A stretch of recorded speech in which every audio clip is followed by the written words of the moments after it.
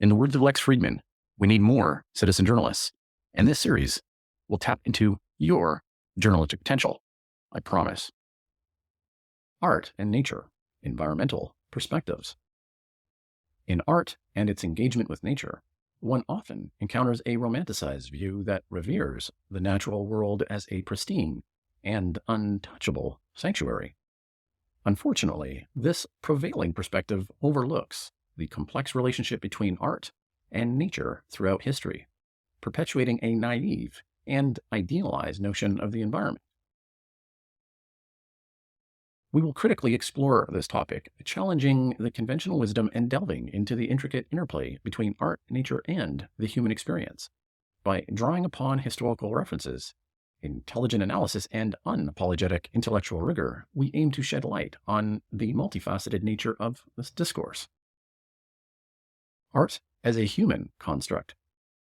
To truly understand the relationship between art and nature, one must first acknowledge that art is fundamentally a human construct, a product of our imagination, creativity, and cultural context.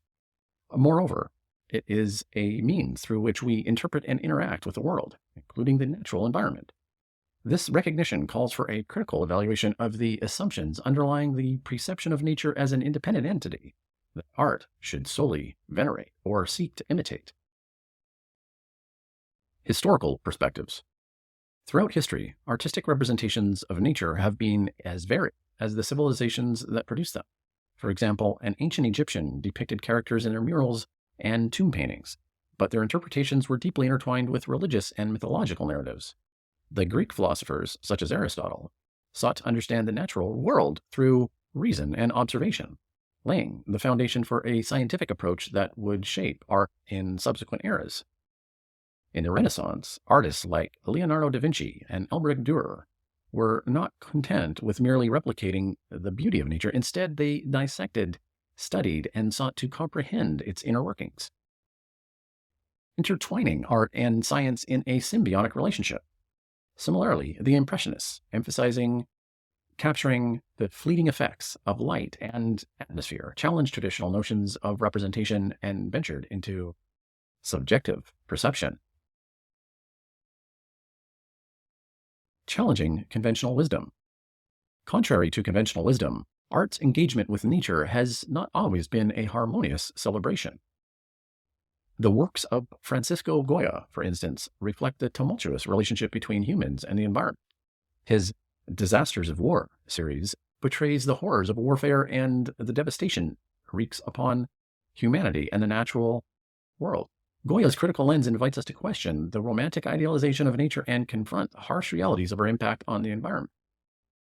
Moreover, the notion that art can be a panacea for environmental issues is overly simplistic. Will environmental art movements such as land art, eco art, or earth art have sought to raise awareness to promote ecological stewardship? They often struggle to bridge the gap between aesthetics and meaningful environmental action. The pursuit of aesthetic pleasure alone cannot address our complex ecological challenges. A new perspective. Art as provocation. Rather than perpetuating the notion of art as a passive celebration or imitation of nature, we must recognize its potential as a provocative force. Art can challenge our preconceptions, disrupt complacency, and stimulate critical reflections on our relationship with the environment.